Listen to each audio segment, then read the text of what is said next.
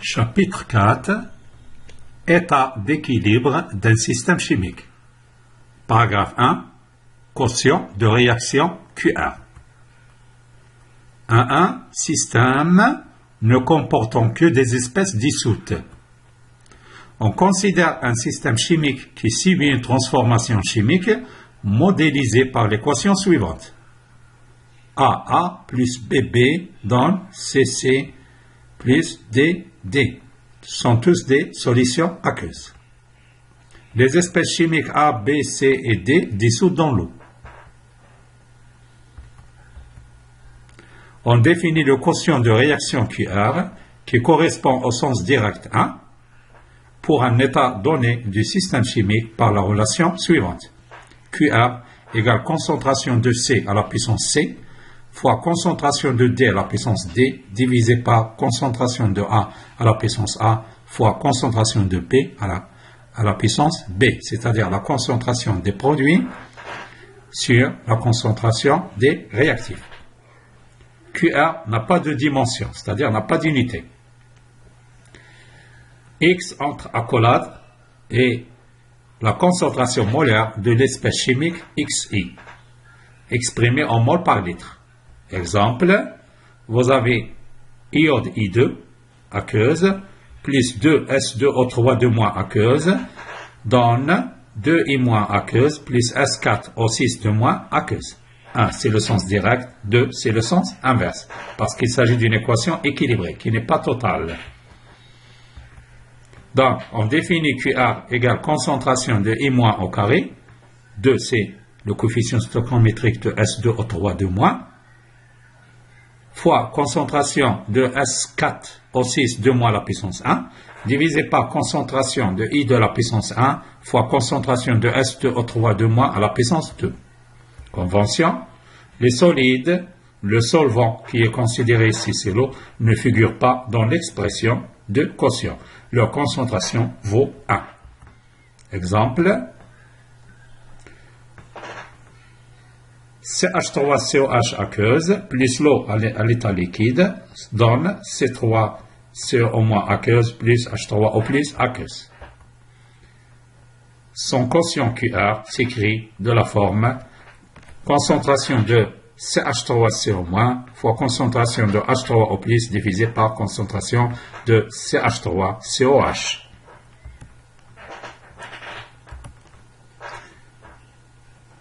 Un autre exemple, le deuxième exemple, QR de la réaction Fe3 plus aqueuse plus 3OH- aqueuse donne FeOH 3 solide.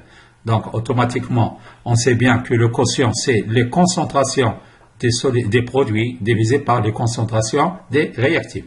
Le produit ici, il est à l'état solide, donc sa concentration c'est 1. Divisé par concentration de Fe3 plus à la puissance 1, parce que son coefficient stoichiométrique c'est 1, fois concentration de AH- à la puissance 3, parce que son coefficient stoichiométrique c'est 3. L'autre exemple,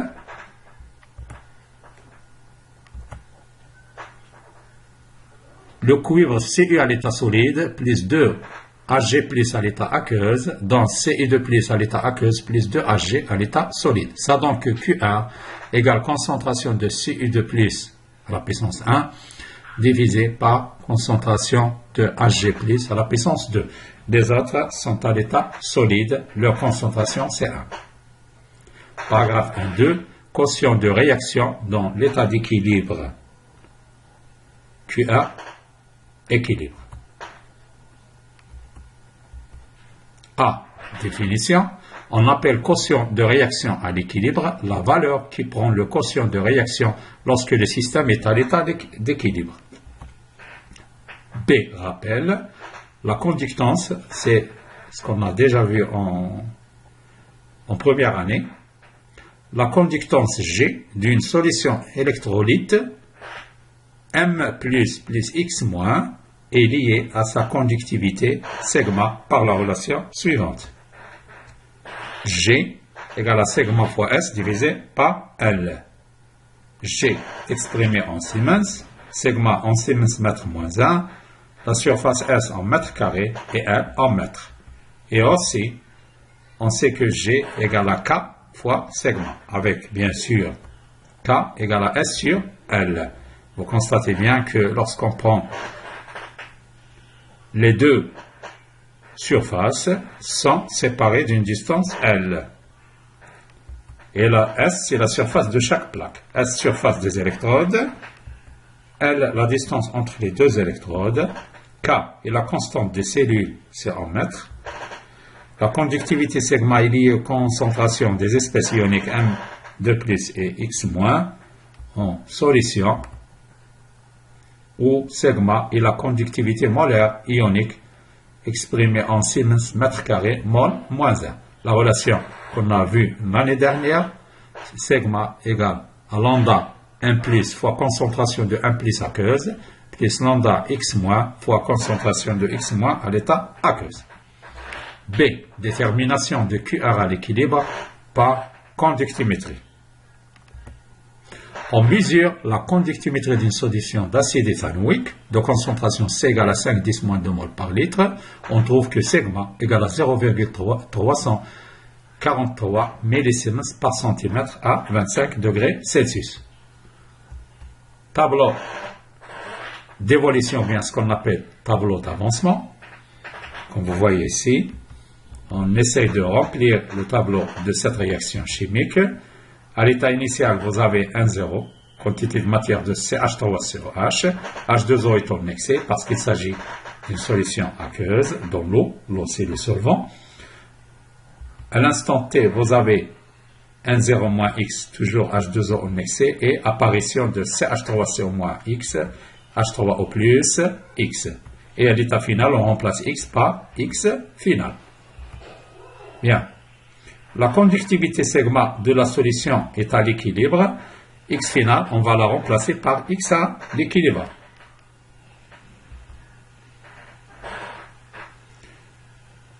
Sigma égale lambda CH3CO- fois concentration de CH3CO- plus lambda H3O+ fois concentration de H3O+. Le tableau d'avancement montre que la concentration de H3CO- égale concentration de H3O+, qui est égale à X final sur V, c'est-à-dire X à l'équilibre sur V.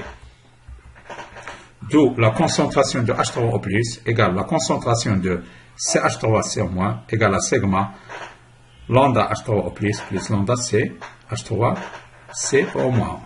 On va utiliser bien sûr la relation précédente. Application numérique, on remplace sigma par sa valeur et les lambda par leur valeur. Donc, il faut travailler dans le système international. On remplace millisiemens par 10-3 Siemens et on tombe que sur la relation suivante, concentration de H3O+ est égale à la concentration de CH3CO- égale à 0,877 mol par mètre cube. Parce que d'après la relation qu'on a vue l'année dernière, l'expression de la concentration, si on utilise la formule de la conductimétrie, l'expression de l'unité de la concentration, c'est mol par mètre cube. Donc, on va essayer de la convertir en mol par litre. On prend un mol mètre cube par mètre cube égale à 10-3 mol par litre. Les concentrations de l'acide CH3COH est, d'après le tableau d'avancement, c'est 1,0 X à l'équilibre bien X final sur V égale à C sur moins la concentration de CH3CO-. Et finalement, on trouve que on a les valeurs qu'on a déjà données, on tombe à peu près que la concentration de CH3COH à l'état d'équilibre, c'est à peu près 4,9 10-2 mol par litre. Finalement, QR à l'équilibre, on connaît son expression, on va essayer de remplacer les valeurs qu'on a trouvées, on tombe sur la valeur 1,57 10-5. Et il faut faire attention, QR, on a déjà annoncé ça, il s'exprime sans unité. Paragraphe 2, constante d'équilibre K associée à l'équation d'une réaction. On mesure la conductimétrie d'une solution S' d'acide éthanoïque de concentration C', 5,10 moins 3 mol par litre, on trouve que sigma prime égale à 0,107 millisiemens par centimètre cube à 25 degrés Celsius. Donc l'activité demandée c'est la suivante, déterminer le quotient Q', QR à l'équilibre, de réaction à l'état d'équilibre. 2. Comparer la valeur obtenue avec celle de l'expérience ou bien de l'exemple précédent. Conclure. Donner une conclusion. Donc, on trouve que Q'R à l'équilibre égale à QR. Donc, pas de changement. L'état d'équilibre ne change pas si on change de concentration des solutions ou bien des réactifs. Le quotient de réaction QR à l'équilibre prend une valeur indépendante de la composition initiale du système. À chaque équation de réaction est associée une constante K appelée constante d'équilibre. Sa valeur est égale à QR à l'équilibre et ne dépend que de la température. C'est-à-dire, à la place de QR à l'équilibre, on va la remplacer par K. C'est la même chose. Pour une réaction, par exemple, AA plus BB à l'état aqueuse dans CC plus DT, on a K égale à QR à l'équilibre égale à la relation qu'on a donnée tout à l'heure. Paragraphe 3. De quel paramètre dépend le taux d'avancement final? 3.1. Taux d'avancement final et état initial. Taux est défini par la relation suivante. Taux égale à X final ou bien X à l'équilibre sur X max. Calculons X final et X max pour la solution étudiée. Donc, d'après le tableau d'avancement, on écrit que 1,0 moins X max égale à 0, ce qui implique que X max égale à 1,0 égale à C fois V. D'autre part, la concentration de H3O+, à l'état aqueuse, à l'équilibre, égale à X final sur V, ce qui implique que X final égale à la concentration de H3O+, à l'équilibre, fois V. Et finalement, on remplace les expressions de X final et X max dans la relation de taux, et on obtient que taux égale concentration de H3O+, à l'équilibre, divisé par C. On remplace par leurs expressions numériques, et on tombe sur la valeur 1,75, 10 moins 2, n'a pas d'unité, bien sûr. On mesure à 25 degrés Celsius la conductivité de diverses solutions d'acide éthanoïque à diverses concentrations à portée C. On va essayer d'utiliser un petit tableau. On change les valeurs de concentration de la solution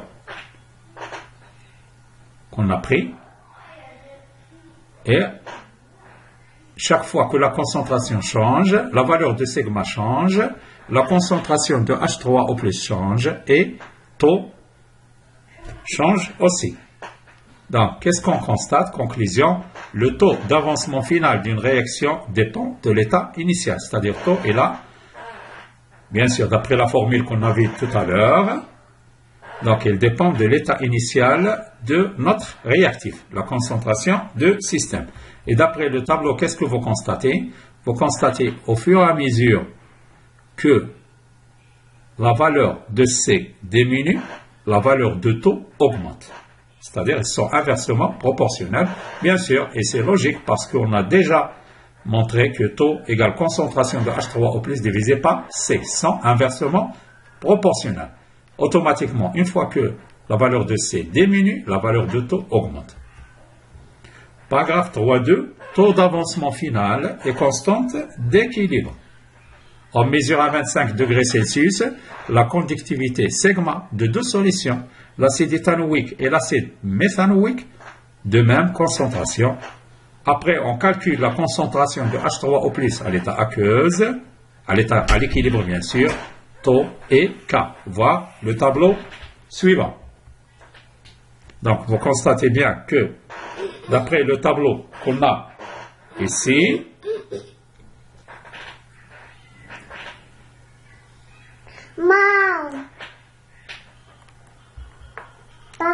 donc, d'après le tableau qu'on a ici, vous avez la concentration de H3O+,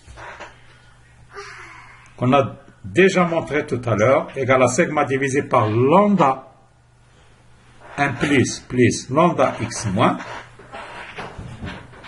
Le tableau est devant vous.